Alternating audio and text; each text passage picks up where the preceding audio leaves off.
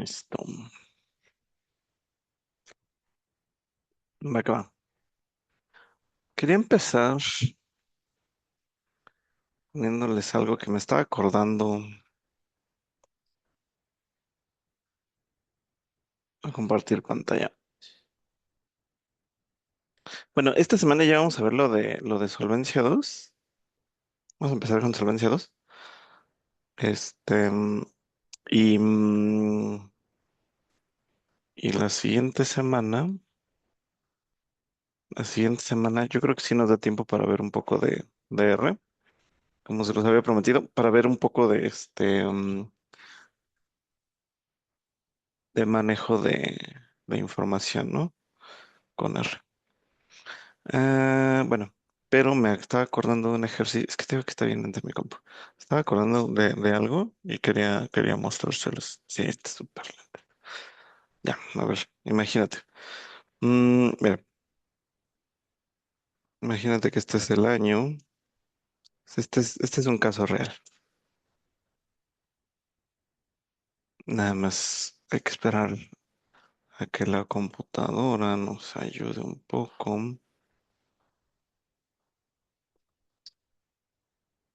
Mira, imagínate, voy a contar la historia, porque hay una historia detrás de esto.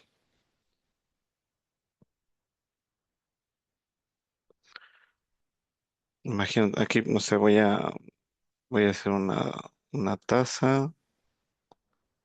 Espera, es que sigue entrando gente, entonces tengo que estar cambiando. Voy a generar nada más una random, ajá, voy a generar unos aleatorios entre 6% y 7% en R, ¿no? Digo en R, en R, en Excel.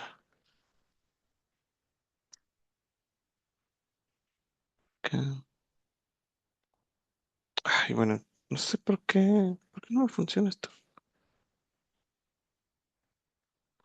Me da un 100% y estoy haciendo un aleatorio entre... Ay, qué raro. Bueno, no importa. Voy a poner los números, los que sean. Pues imagínate, estoy inventando números. Pero aquí lo importante es esto, ¿no? Déjenme admitir otros. Em, Este es un caso real. Vamos a poner...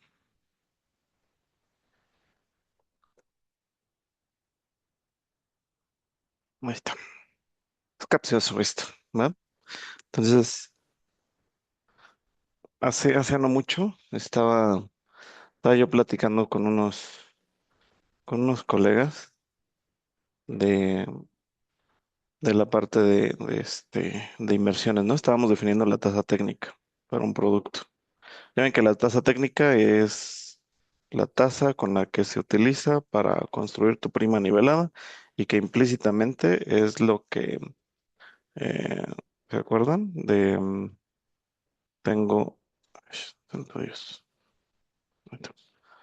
¿Se acuerdan que decíamos, ok, el riesgo es creciente, cobro nivelado, cobro un poquito de más, de tal manera que después me ayuda a cubrir el déficit futuro. Este es prima nivelada y este es prima de riesgo. Y el riesgo es creciente. Y dijimos que la prima nivelada es igual al costo del seguro entre la anualidad y multiplicado por la suma asegurada, ¿no? Por el principio de equivalencia. Entonces, tanto en el cálculo del costo del seguro, ya lo hemos visto, ¿no? Tanto en el costo del seguro, ¿no? Tenemos para hacer un pequeño recapitulación, es B a la T por T diagonal Q de X, desde T igual con cero hasta N-1 para el caso de un temporal, y la prima nivelada también, ¿no? La prima nivelada, voy a poner por acá. Es la suma, igual va desde t igual con cero hasta va al mismo n-1. Este es b a la t, y aquí se me olvidó porque este es b a la t más uno. B a la t por tpx, ¿no? Pero bueno, en cualquiera de los dos casos, ¿no? Hay una tasa de interés, ¿no? aquí hay una tasa de interés y aquí hay otra tasa de interés, ¿no? Entonces, esta tasa de interés es la que yo estoy utilizando para nivelar la prima. Es decir, este exceso de prima de aquí es directamente dependiente de la tasa, ¿no? Entonces, digamos que esa tasa es la que yo sí o sí tengo que recuperar del lado de inversión. O sea, yo cuando recibo la prima, yo cuando recibo este exceso de prima, vamos a decirlo así, yo cuando recibo este exceso de prima, más vale conseguir la tasa de interés que yo metí en mi supuesto. Supongamos que aquí utilicé la tasa de interés y, pues más me vale más le vale a la compañía de seguros obtener al menos esta tasa ahí, porque si no obtiene esta tasa ahí, no va a poder cubrir el déficit futuro, ¿no? Entonces, es muy importante, ¿no? Que la compañía de seguros sepa cuál es la tasa de interés que está embebido en el cálculo de su precio para vida a largo plazo, porque sin esa tasa no va a poder cubrir el déficit futuro, ¿no? Entonces, en ese sentido es una tasa garantizada porque como viene implícito en la construcción del precio y yo ya no puedo cambiarle el precio al cliente, entonces sí o sí tengo que conseguirla, ¿no? Entonces, bueno, ese día, ¿no? Estaba yo con mis colegas de inversiones. Este es importante, ¿no? Que el equipo de inversiones esté involucrado porque ellos tienen que saber cuánta tasa tienen que ellos ir a conseguir en el mercado, porque yo como responsable de calcular el precio, les tengo que hacer saber a ellos que la tasa que ellos definan tiene que estar con base en un compromiso de largo plazo que ellos sí o sí van a tener que conseguir en el mercado, ¿no? Alguna vez tuve una discusión con otros colegas en otra compañía de seguros y me decía la gente de productos, no, tú eres el que tiene que, tú actuaría, tienes que definir la tasa técnica. Y yo decía, no, ya no voy a definir la tasa técnica porque yo no tengo acceso al mercado. O sea, yo no sé cómo se está moviendo el mercado. Yo no sé qué va a ir a la baja, va a ir a la, yo no sé nada de eso. O sea, yo sé que necesito esto para construir mi precio, pero yo no sé cómo se va a mover el mercado. Y como es una tasa que va embebida en la prima que se va a quedar fija durante 10, 20 o 30 años, pues entonces tiene que tener una perspectiva de largo plazo. Y yo sé que es difícil, ¿no? Tener una perspectiva a largo plazo sobre el mercado, pero bueno, pues de todos modos, pues el equipo de inversiones tiene que estar involucrado. Bueno, ese es el contexto. Entonces, cuando estaba viendo esto con unos colegas, a ver ustedes qué opinan. Y aquí viene la pregunta capciosa. ¿Cuánto es el total? Ah, bueno, y esta es la prima, imagínate que esa es la prima que paga el cliente, ¿no? Entonces, ¿cuánto sería el valor ahorrado, ¿no? Que acumula, el valor acumulado. El valor acumulado que estaría, pues como constituyendo este cliente. Imagínate que paga 100,000 pesos, ¿no? Imagínate que paga una prima de 100,000 pesos el cliente durante 10 años. ¿Cuánto es el total de prima que estaría pagando el cliente? El total de prima que estaría pagando el cliente sería 1,000,000 de pesos. ¿Y cuánto estaría acumulando? Acumulando intereses. Estaría pagando, bueno, estaría acumulando el primer año 6,000 pesos. El segundo año, ¿cuánto estaría acumulando? Bueno, lo que ya tenía acumulado, más, ya sabes, interés compuesto, ¿no? Más este por... ah, hasta aquí todo bien, ¿no? O sea, todo es interés. Se acumula, bla, bla, bla, y no sé qué, ¿no?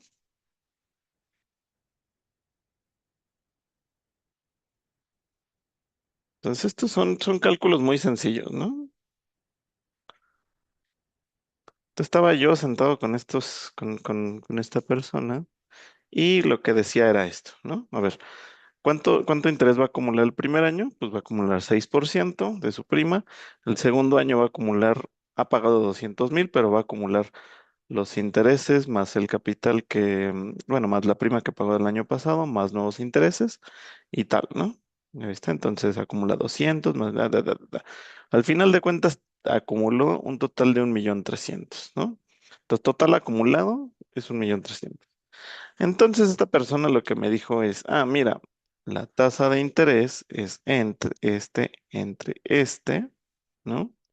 Y después dijo, bueno, vamos a...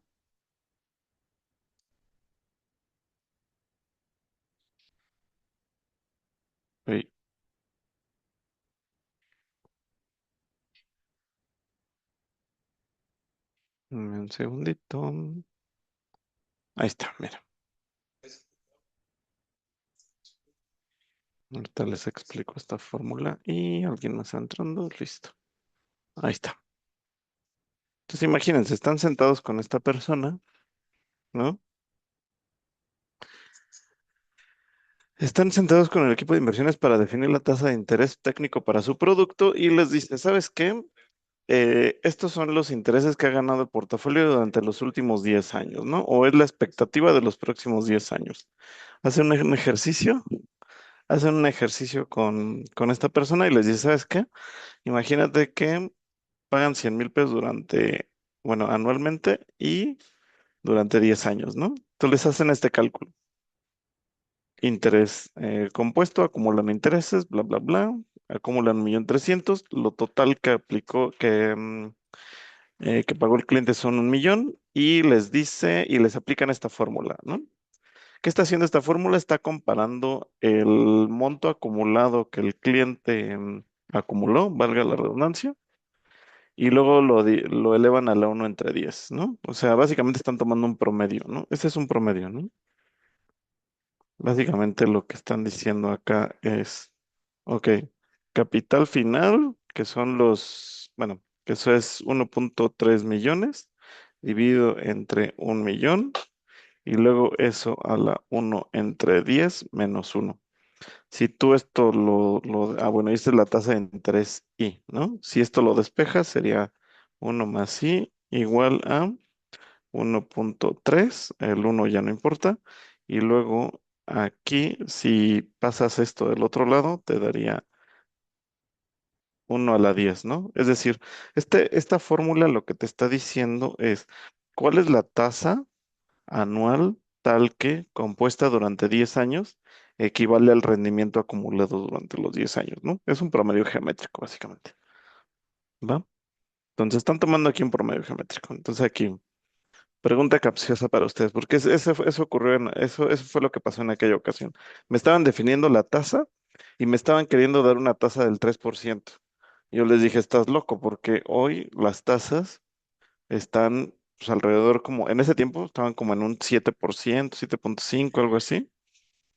Y la expectativa es que bajaran a 6%, ¿no? O sea, las tasas de CETES, las de bonos gubernamentales, ¿no? Pero esta persona al hacerme este ejercicio me dijo, mira, te acabo de demostrar numéricamente que 3%, mira, te hice este ejercicio y tal, mira, chécalo, es un 3%, ¿no? ¿Ustedes qué opinan? ¿Está bien? ¿Se quedan con ese 3%? Recuerden que si bajan la tasa, entonces el valor presente sube, ¿no? Y como el valor presente sube, su precio sube. Entonces yo estaba encargado de tratar de encontrar una tasa tal que no me tienen problemas al equipo de inversiones.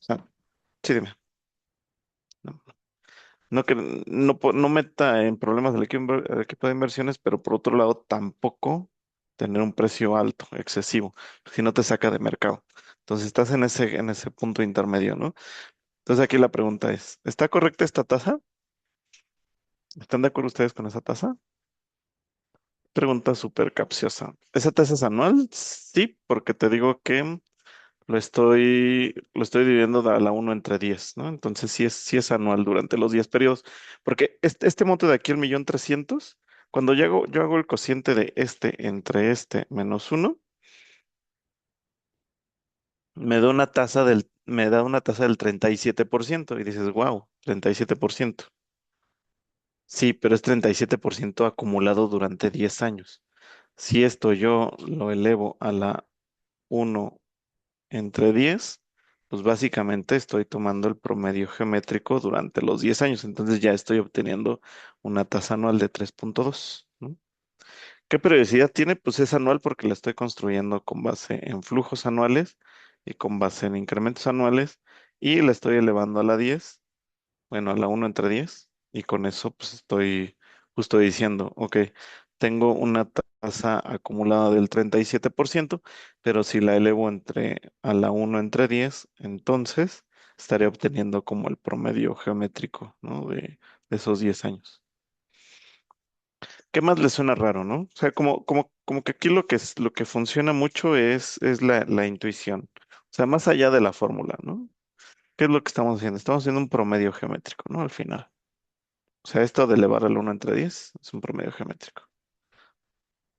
O aunque hiciéramos un promedio normalito, ¿no? Un promedio aritmético.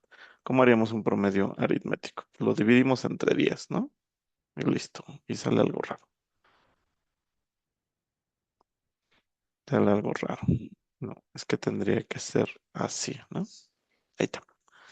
Podría ser, ¿no? O sea, un promedio aritmético normal, dices, ok, primero calculo el rendimiento acumulado. El rendimiento acumulado son los 37% y luego ese 37% lo divido entre 10. Bueno, es una forma muy, muy simplificada, pero bueno, si se fijan, obtengo 3,7 a 3,2, no es tan diferente, ¿no? Exactamente. Sí, Misael tiene un buen punto. Está tricky esto, ¿no? Porque mira, primero, a ver, ¿y qué más, Misael?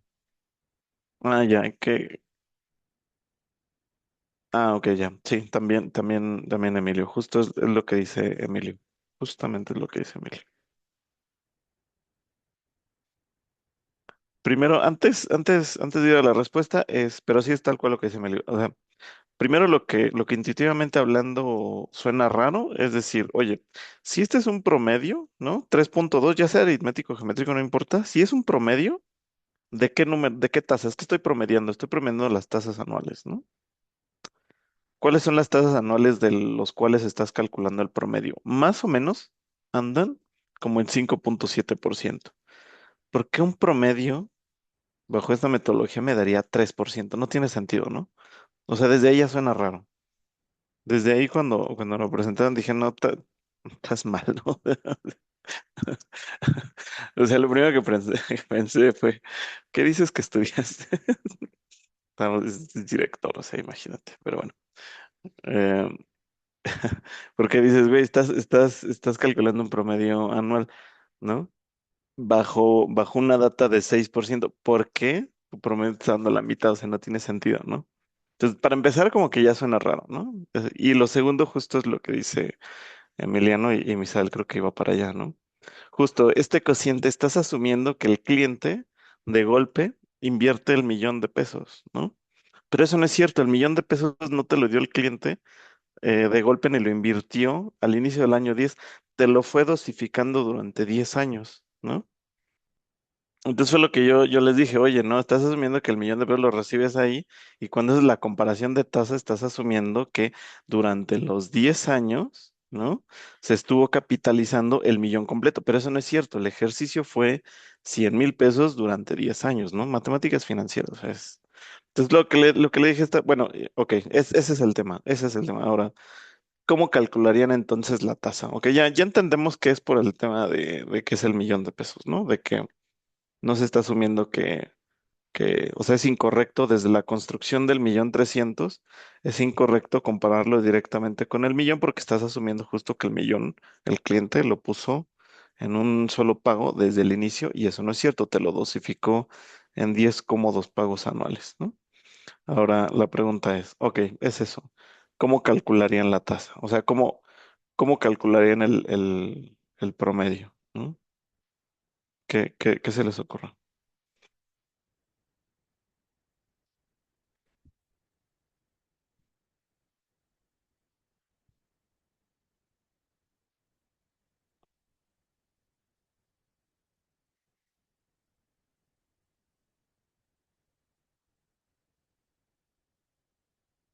No, nada, nada.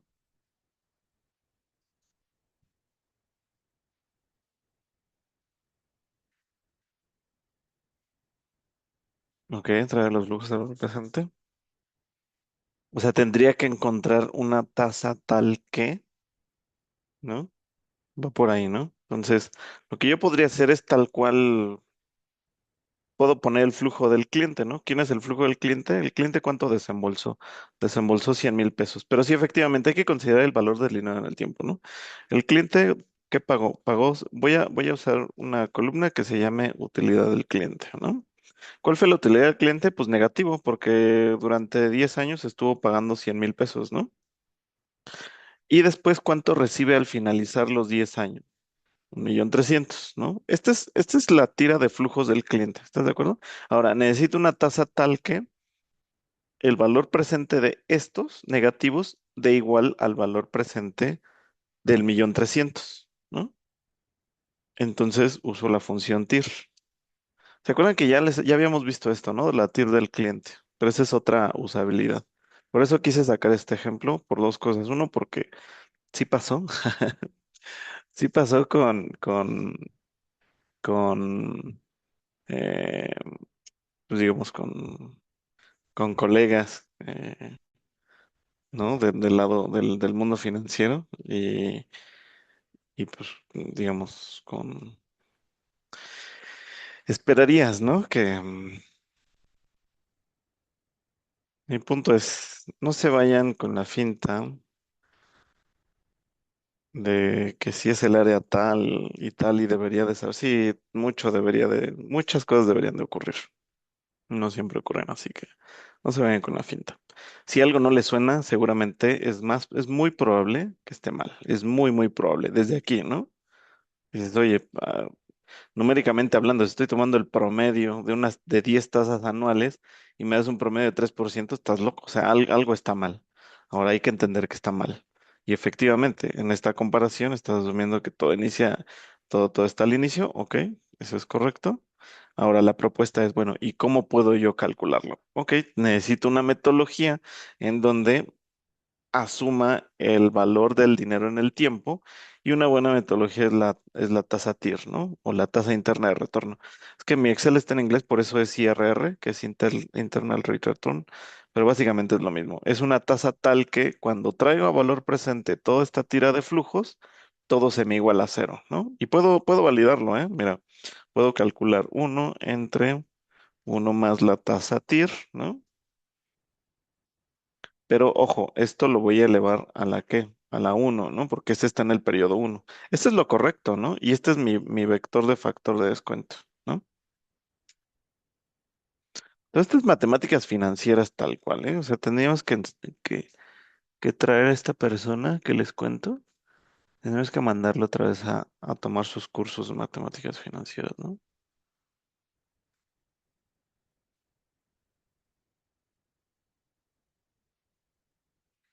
Mira, entonces tal cual. Esa tasa TIR, la que yo acabo de calcular, voy a validar si efectivamente el valor presente sí me da cero, ¿no? Valor presente, valor presente, valor presente, valor presente, valor presente, ¿ya viste? Y estoy asumiendo ahora sí que cada uno de los flujos este flujo se encuentra en el año 10, ¿no? Ahora puedo usar la función suma producto, ¿no? Para decir, la suma producto es los dos vectores que yo le voy a poner, se multiplican entrada a entrada y luego los sumo, ¿no? Efectivamente, obtuve cero, ¿no? Entonces, efectivamente, esta tasa TIR es una tasa tal que cuando traigo a valor presente estos flujos, efectivamente me da un cero, ¿no? Es decir, es la tasa que iguala el valor presente de estos flujos con el valor presente de estos flujos, de este flujo, pero considerando en qué punto del tiempo este flujo se constituyó, ¿no? Y aquí, si ya tengo algo consistente, ¿no? 5.6 tiene sentido. Si yo estoy sacando el promedio de estos valores, si va de 6 a 5,5, yo esperaría tener un punto medio, ¿no? Como puro algo tipo 5,6, ¿no? Un poquito más sesgado hacia acá, porque acuérdate que como el interés se va componiendo, ¿no? Y se va haciendo la bola de nieve, entonces, pues el promedio se tiene que sesgar un poquito más hacia donde hay más peso. Y desde aquí se ve que el peso va hacia los años más viejos, ¿no? Entonces sí, efectivamente, en esa sesión le dije al cuate le dije, a ver, saquemos el Excel, préstame tu Excel, ponle -100, -100, -100, -100 y al final pone el valor acumulado y ahora la usa la función TIR y ese sí es el promedio. Después se dio cuenta de su error. Ya no quise volver a sacar el tema y dijo, sí, es correcto. Y me dio la tasa que yo quería. Yo quería algo alrededor del 6%. Entonces, obtuve lo que quise. Pero no es obtener lo que quieres, o sea, es con racional, ¿no? O sea, tampoco vamos a meter en problemas a la compañía de seguro.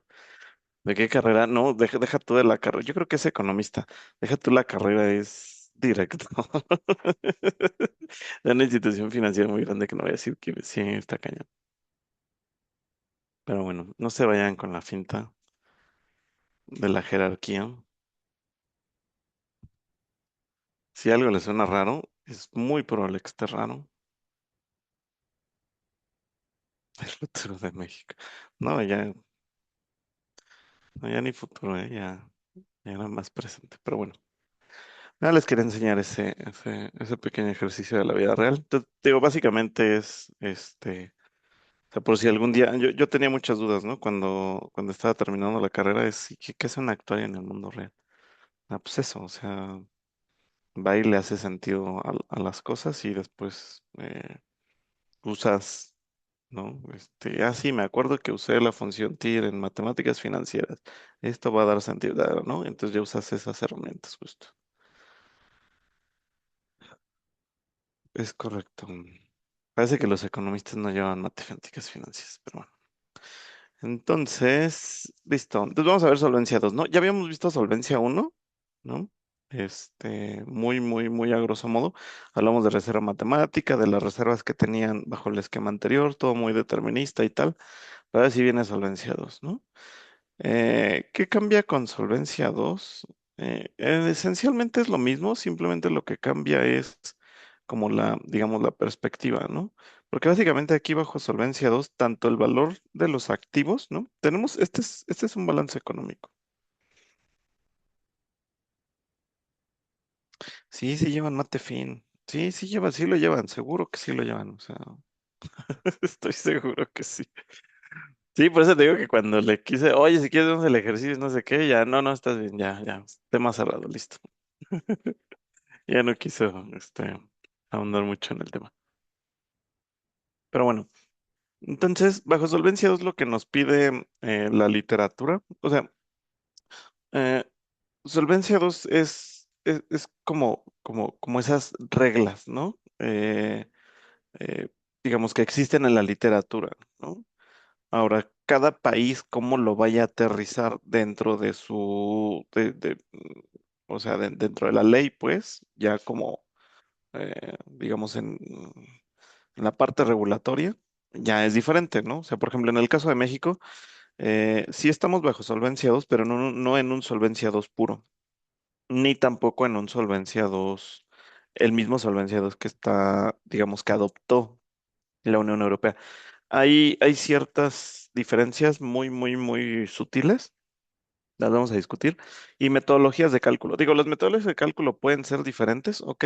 Eh, eso, digamos, está bien, o sea, es como tú dices, oye, quiero usar un GLM o quiero usar, no sé, un algoritmo de no sé qué, está bien, o sea, pero los dos apelan a lo mismo, a tratar de estimar la prima de riesgo, frecuencia y severidad y tal, está bien, ¿no? O sea, las dos metodologías son distintas, pero obedecen a una misma naturaleza o propósito, ¿no? Es eso mismo entre el caso de México, Europa, ¿no? En cuanto a metodología de cálculo. Pero en cuanto a reglas, digamos, jurisdicción, por así decirlo, hay unas pequeñas diferencias muy sutiles que se las voy a platicar. Pero bueno, fuera de eso, de todos modos, no importa. Creo que hace poco vi una publicación en LinkedIn que Europa ratificaba que México está bajo un esquema de Solvencia 2. O sea, sí, sí estamos como avalados, por así decirlo, en México, que estamos utilizando, digamos, al menos los principios de Solvencia 2, ¿no? Bueno, ese es básicamente el contexto. Pero bueno, en general lo que quiero decir es, son reglas, ¿no? Que cada país adopta digamos, adapta a su regulación conforme a las necesidades y al mercado, que es completamente distinto, ¿no? El mercado de México contra el europeo. Pero bueno, lo que dice, voy a tratar, ¿no? De enfocarlo un poquito más a México, tratando de hacer esas sutiles diferencias contra lo que tiene la Unión Europea. Bueno, el punto es, uno de los principios básicos es que tanto el valor de mercado de los activos, ¿no? De los activos, perdón, el valor de los activos es a valor de mercado y el valor de los pasivos también es valor a mercado, ¿no? O sea, esa es una de las principales, digamos, diferencias que tiene solvencia uno contra solvencia 2, ¿no? Perdón, estoy cambiando mucho porque, bueno, ese es el punto. Perdón, cambio mucho porque se me pasa, pero bueno. El punto es este es lo medular de todo, ¿no? Que el valor de mercado de los pasivos, que el valor de los pasivos va a ser a mercado y el de los activos también va a ser a mercado. Los dos tienen que ser a mercado, ¿no? Bajo un enfoque digamos, de balance económico. ¿Qué es un balance económico? Es básicamente lo que les estoy mostrando aquí. Justo aquí esto es un balance económico. Es decir, estoy contrastando activos contra pasivos, es decir, obligaciones contra los recursos financieros que tiene la compañía de seguros para hacer frente a esos pasivos. ¿Qué son los pasivos? Pues básicamente es la reserva, ¿no? Básicamente es la reserva más el capital. Acuérdense que el capital es ese capital adicional que tiene que tener la compañía de seguros para hacer frente a cualquier posible desviación, ¿no? Que en Solvencia 2 le llamamos requerimiento de capital de solvencia. O sea, esto de aquí se llama requerimiento de capital de solvencia, ¿no? Entonces, básicamente, este está construido de tal manera que pueda cubrir esas posibles desviaciones sobre la reserva, porque acuérdense que la reserva pues, está construido bajo valores promedio, ¿no? Entonces, el regulador lo que te dice es, ok, tú no puedes tener provisionado en promedio tu siniestralidad, tú tienes que tener un exceso, ¿no? Y ese exceso, o sea, esa posible desviación viene, digamos, captado por el requerimiento de capital de solvencia. Pero lo del pasivo, y eso es algo que a mí me voló la cabeza mucho, nadie te lo explica, pero que básicamente los pasivos, las reservas y demás, en realidad, no es algo real, ¿no? O sea, en realidad es valorar la obligación, pero no es un monto que exista en la realidad.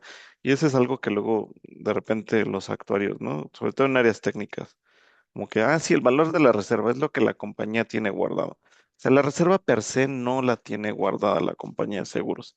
Más bien tiene la obligación de tener un activo que respalde esa obligación, ¿no? Pero per se la reserva en realidad no existe, ¿no? Y entonces ahí es cuando dices, santo Dios, desperdicié toda mi vida en matemáticas actuariales por algo que no existe. Pues sí podrías pensar eso, pero no, en realidad sí es necesario tener este pasivo cuantificado porque es el nivel de obligaciones que tiene que tener una compañía de seguros para hacer frente a sus obligaciones. Pero en la realidad lo que tiene la compañía son activos, es decir, instrumentos financieros. O sea, aquí puede tener bonos gubernamentales, ¿no? Puede tener bonos corporativos, puede tener, ya sabes, caja chica, no sé, puede tener un montón de cosas en las que tiene invertido todo el dinero y la compañía de seguros dice, ok, pero, ok, guardo el dinero, ok, pero ¿hasta cuándo? O sea, ¿cómo sé cuando tengo mucho guardado o poco guardado?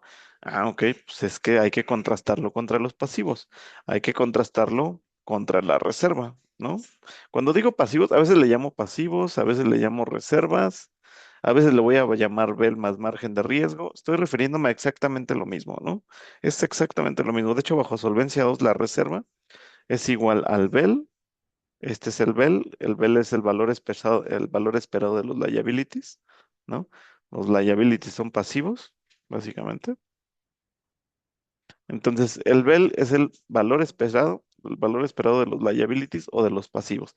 El margen de riesgo, ahorita vamos a platicar qué es, o si no, la otra sesión, qué es el margen de riesgo. Pero digamos que es un monto extra, de tal manera que sumado con el BEL, ¿qué significa? Best Estimate Liability. Oye, aquí hay muchísimo sesgo, perdonen, pero aquí hay muchas cosas importantes. Este es Best Estimate Liability.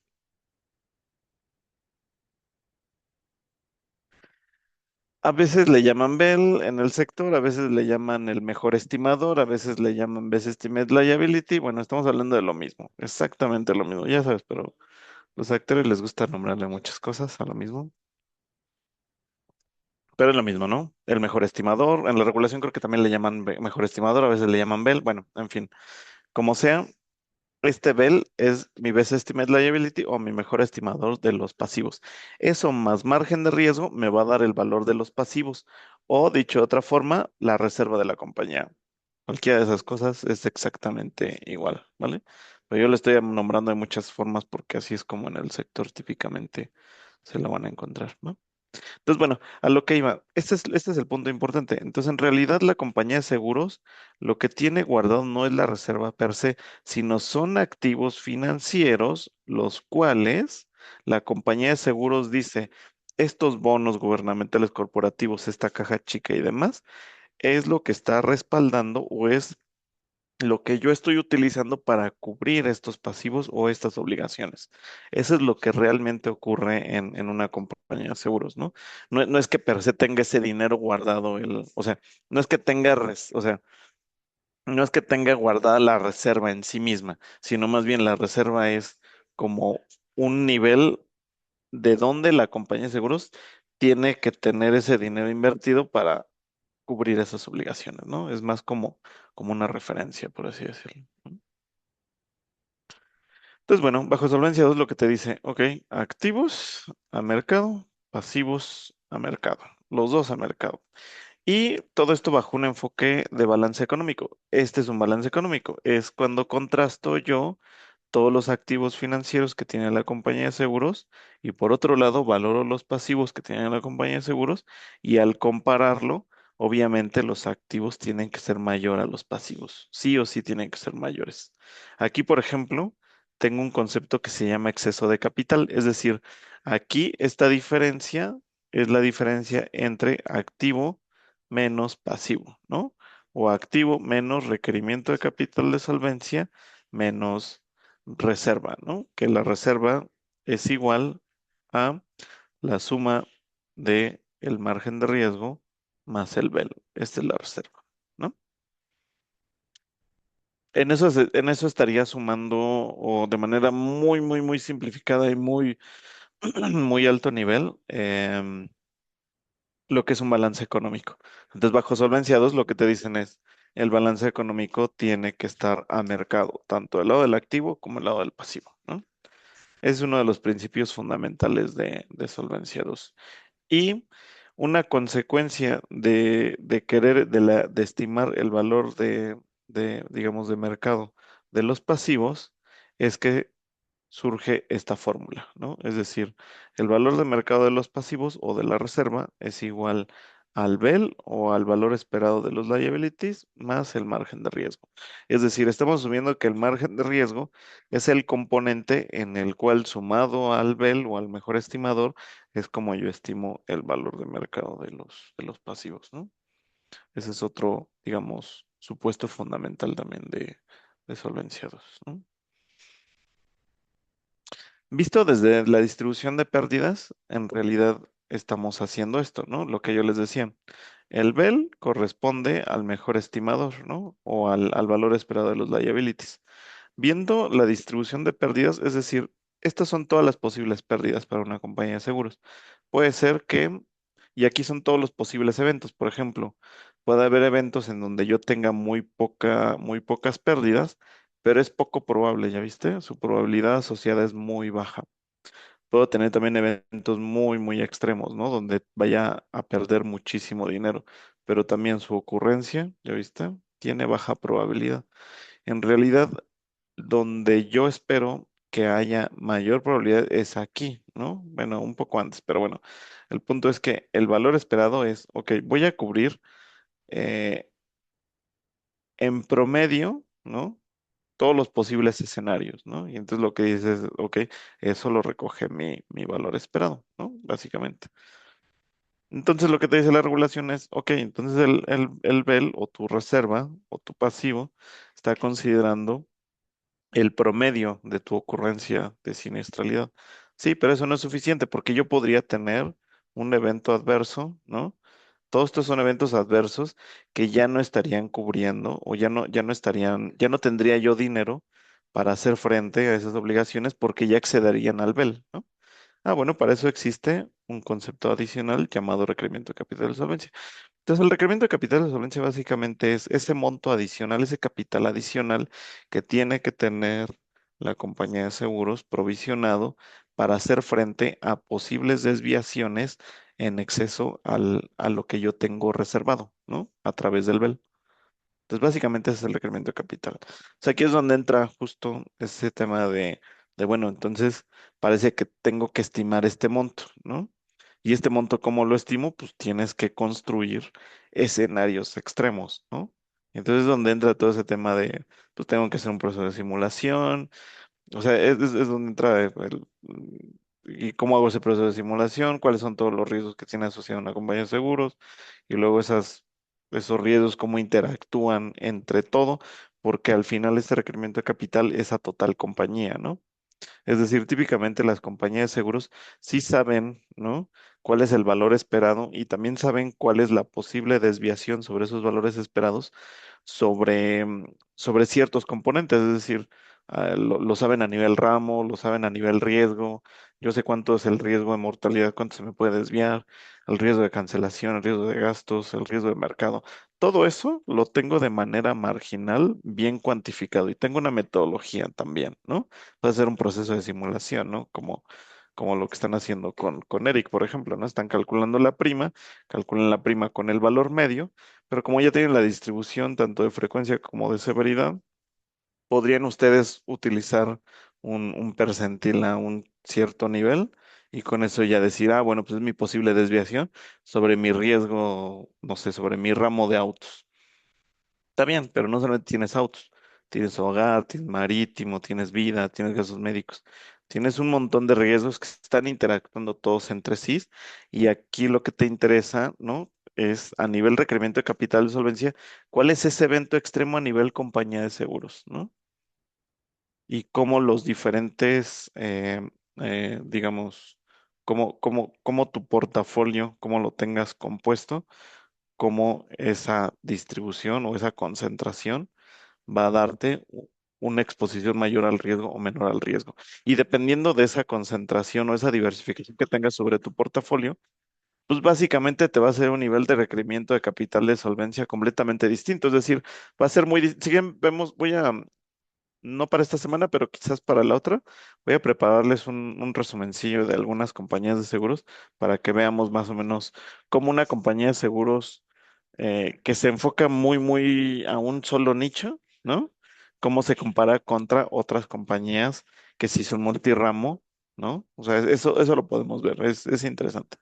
Pero bueno, todo eso va a depender de eso. Entonces, justo lo que trata de hacer esta metodología es, dependiendo cómo estés administrando tu portafolio y dependiendo cómo lo tengas diversificado, te va a salir un nivel de requerimiento de capital de solvencia completamente distinto entre dos compañías. Imagínate dos compañías que tengan el mismo portafolio o el mismo nivel de prima, ¿no? Pero a lo mejor uno tiene más diversificado el portafolio y uno es monolínea, nada más se dedica a una sola línea, pues tendría que el monolínea, bueno, también depende de qué negocio, ¿no? Pero se esperaría que el monolínea tendría que tener menos diversificación, ¿no? En su requerimiento de capital de solvencia. Pero bueno, eso, lo que te quiero decir es que bajo solvencia 2 la naturaleza es eh, que, que cuando tú calcules el requerimiento de capital de solvencia, te salga distinto conforme a cómo la compañía de seguros está administrando sus riesgos, ¿no? Es básicamente. Y otro punto importante es que bajo Solvencia 2, ¿se acuerdan que teníamos que la literatura actuarial nos da tres metodologías, ¿no? De reserva matemática. ¿Se acuerdan? La prospectiva, la retrospectiva y la recursiva. Bueno, bajo Solvencia 2 es puro método prospectivo. Todo es prospectivo, es decir, valor presente de egresos versus valor presente de ingresos. Esa es una gran diferencia en Solvencia 2 porque básicamente, ¿se acuerdan, no? Que las sesiones pasadas cuando vimos Solvencia uno decíamos, es que bajo Solvencia uno la metodología retrospectiva la puedes igualar a la prospectiva y a la recursiva, siempre y cuando asumes la misma mortalidad que ocurrió en el pasado como la que va a ocurrir en el futuro, ¿no? Ese es el supuesto de Solvencia uno. En Solvencia 2 te dice, no, todo es best estimate, o sea, todas tus hipótesis que vayas a utilizar para el cálculo de tu BEL, de tu valor esperado de liability, tiene que ser prospectivo y tienes que utilizar los supuestos, los, los, em, los últimos supuestos, tu mejor estimador de supuestos, ¿no? Ahora, es decir, aquí en egresos, ¿qué tengo aquí en egresos? Aquí en egresos tenemos, pues, siniestralidad, ¿no? Siniestralidad. También tengo gastos. O sea, aquí tengo todo. Tengo gastos, tengo comisiones, tengo tengo rescates, o sea, el valor que el cliente se lleva en caso de cancelar. Tengo rescates, tengo vencimientos, es decir, puedo tener un total, ¿no? Ahí. Entonces, el vencimiento también, todos los flujos contractuales más gastos, más comisiones, básicamente. ¿Y qué tengo en ingresos? Este es otro gran cambio muy significativo en Solvencia 2. Tengo la prima de tarifa. ¿Te acuerdas que en Solvencia 1, a ver, voy a poner aquí cuál era la metodología de reserva matemática bajo Solvencia 1? ¿No? ¿Se acuerdan cómo era? El método prospectivo. El método prospectivo era suma asegurada por costo del seguro más el tiempo T menos la prima nivelada por la anualidad, ¿no? Esta es la metodología de reserva bueno, es la reserva matemática bajo solvencia 1, método prospectivo. Y de hecho aquí le ponemos una P de prospectivo, ¿no? ¿Ya vieron qué diferencia hay? Hay grandes diferencias. Por ejemplo, la reserva matemática solamente estoy reservando riesgo. Y vieron cómo aquí en solvencia 2 también tengo, déjame ponerlo en rosita, también tengo comisiones y tengo gastos, ¿no? Esta rosita no me funcionó. Funciona mira, en Solvencia 2 tengo gastos y tengo comisiones y tengo rescates, ¿no? En Solvencia 1 nada más tengo puro riesgo, puro costo del seguro. Es una gran diferencia. Segunda gran diferencia. En Solvencia 2 también estoy usando la prima de tarifa y en Solvencia 1 la prima nivelada. ¿Qué diferencia hay una prima de tarifa y prima nivelada? Acuérdate que la prima de tarifa es igual a la prima nivelada más los costos fijos entre uno menos los costos variables, ¿no? Que creo que le llamamos beta y gamma, me parece, ¿no? Entonces la diferencia, aquí en Solvencia 2 estoy utilizando la prima de tarifa total, o sea, la final que le estoy cobrando al cliente, también estoy metiendo como egresos gastos, comisiones y rescates, ¿no? Entonces ya no solamente en la reserva bajo solvencia 2 estoy contemplando, no solamente estoy reservando riesgo, sino también gastos, comisiones y también otra cosa que también vuela mucho en la cabeza. Voy a borrar esto. Voy a borrar esto. ¿Qué otra cosa diferente tengo en solvencia 2 versus solvencia 1?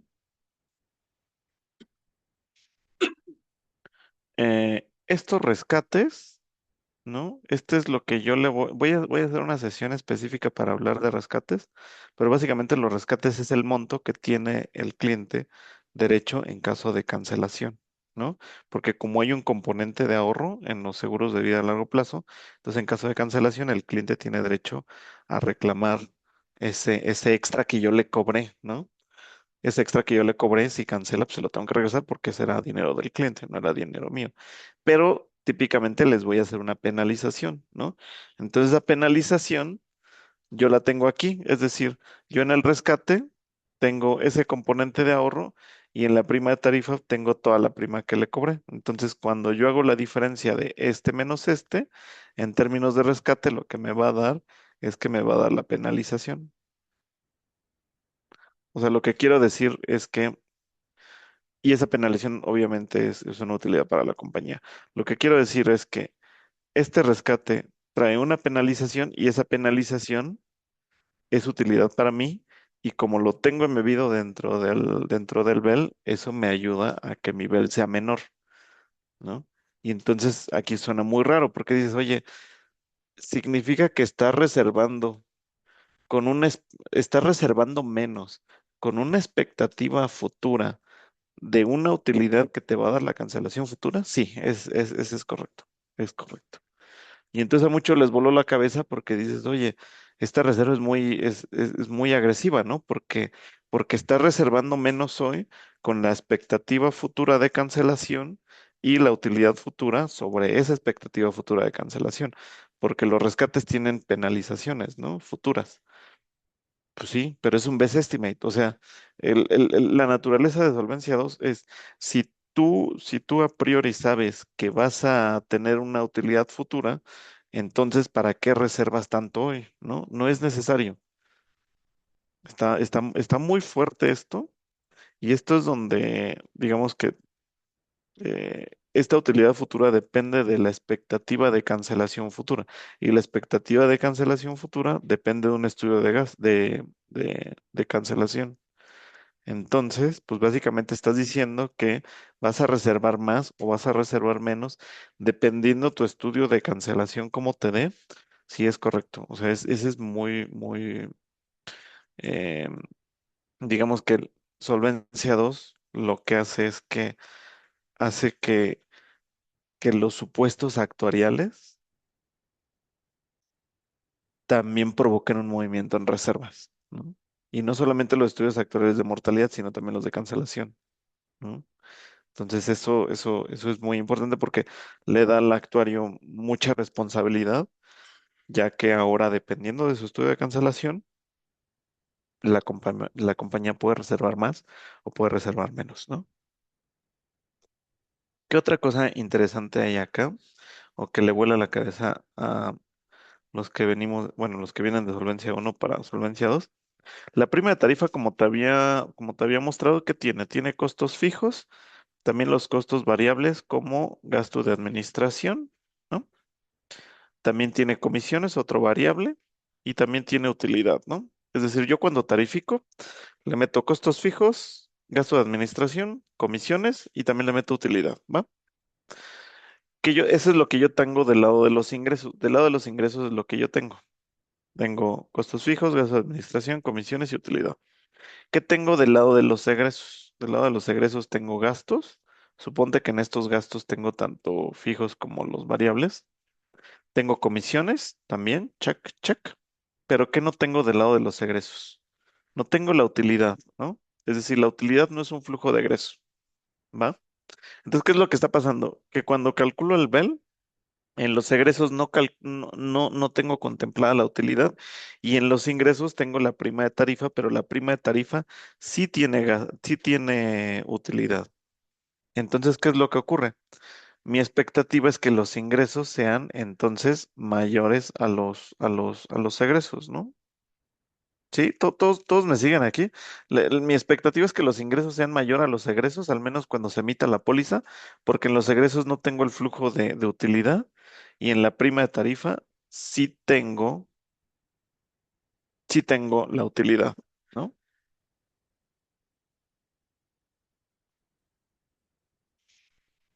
Entonces, ¿qué es lo que puede ocurrir? Y si ocurre en la realidad, puede ocurrir que el BEL sea negativo. Puede ser que en algunos casos el BEL sí sea negativo, o sea, que la reserva sea negativa, ¿no? Y esto le vuela también la cabeza un montón a las personas porque dices, ¿cómo puedes tener reserva negativa? O sea, se supone que la reserva es tus obligaciones futuras, ¿no? Es la provisión para hacer frente a tus obligaciones futuras. Pues sí, pero puede ser que sea cero, que sea negativo, cero. ¿De dónde viene esto? Viene tal cual de los principios básicos de solvenciados, que la prima que yo voy a utilizar para ingresos, para calcular mi nivel, yo tome la prima de tarifa, donde la prima de tarifa sí estoy contemplando el componente de utilidad, pero del lado de los egresos no tengo el flujo de utilidad. Por lo tanto, si mi producto es rentable, que es lo más seguro o que debería de serlo, entonces yo esperaría que mis ingresos, al menos cuando se emite la póliza, sean mayores a mis egresos, ¿no? Y entonces tendría reserva negativa. Esto ocurre, eso no es nada extraño para los seguros de vida a largo plazo. Para corto plazo no va a pasar eso, nunca va a pasar eso. Pero para los seguros de vida a largo plazo sí puede ocurrir eso para portafolios nuevos o para pólizas nuevas. Si no me crean, cuando lleguen a una compañía de seguros y si trabajan en la parte de vida, pidan el detalle de una póliza que recién se acaba de emitir, cuál es su BEL, y es muy probable, es muy probable si está bien tarificado que su BEL sea negativo. Lo que pasa es que no se ve porque el BEL es total compañía, ¿no? Entonces, los negativos de acá compensan los positivos de acá y entonces terminas no viéndolo, digamos, individualmente, ¿no? Pero bueno, eso sí pasa. Ya nada más para terminar, ¿cuál es la interpretación? Y eso es lo más importante, ¿no? O sea, la matemática te dice que sí, puede ser BEL negativos cuando la póliza se emite. Ok, está bien, la matemática. Pero lo que te va a pedir todo el mundo es cuál es la interpretación. La interpretación básicamente es que como en los ingresos yo estoy usando la prima de tarifa, la cual contiene el componente de utilidad, y en los egresos yo no tengo el componente de utilidad, esto implica que esto implica que podría ser, ¿no? Que el BEL pudiera ser negativo, ¿no? ¿Cuál es la interpretación de esto? Básicamente que cuando yo emito una póliza y comparo todo lo que yo espero que me ingrese con utilidad y lo contrasto contra los egresos, los cuales no tienen utilidad, lo que básicamente estás haciendo es que estás anticipando la utilidad. O sea, lo que estás diciendo es, el BEL negativo implica que estoy liberando utilidad. Es decir, bajo solvencia 2 liberamos utilidad cuando se emite una póliza. Y eso puede ser nada prudente, nada prudente. Parece un criterio muy agresivo, ¿no? Que está tomando una compañía de seguros, pero en realidad proviene de los principios de Solvencia 2. Y cuando este tema, las compañías de seguros, cuando se dio la implementación de Solvencia 2 aquí en México, por ahí del 2000 algo, 2015 o 2000 no me acuerdo qué, justo las compañías videras levantaron la mano y dijeron, oye, no puedes hacer esto porque estarías anticipando o liberando utilidades, ¿no? Y lo que dijo el regulador fue, eso es Solvencia 2. Así es Solvencia 2. Y yo soy regulador y yo hago lo que yo quiero. Bueno, si quieren la siguiente sesión, les seguimos más con esto para que piensen un poco de esto. Está un poquito complejo, pero bueno, lo platicamos en la otra sesión, ¿va? Está un poco complejo, así que no se preocupen, porque esto es un poco difícil de entender, pero bueno, nos vemos, yo creo que el viernes, ¿va? Buen día. Gracias, profe. Hasta luego. Chao, chao. Buen día. Buen día. Adrián, Sí, una pregunta. No sé si usted sepa si el profe nos puede dar acceso al Datacam a nuestros correos de ciencias. ok. Sí, o sea, ellos les da como permiso a ustedes para que entren a Datacamp. Ajá, es que en otros semestres unos profesores nos daban acceso al Datacam y ya podíamos hacer los cursos, pero Mm, ahorita no tenemos. Entonces no sé si el profe puede hacer eso o si mm. le preguntó otro profe o no sé. Sí, déjale pregunto a Eric. Y si no, le pregunto a ella coordinación a ver cómo les pueden dar acceso. Ujú. Muchas Igual que gracias. yo. Vale. Listo. Buen día.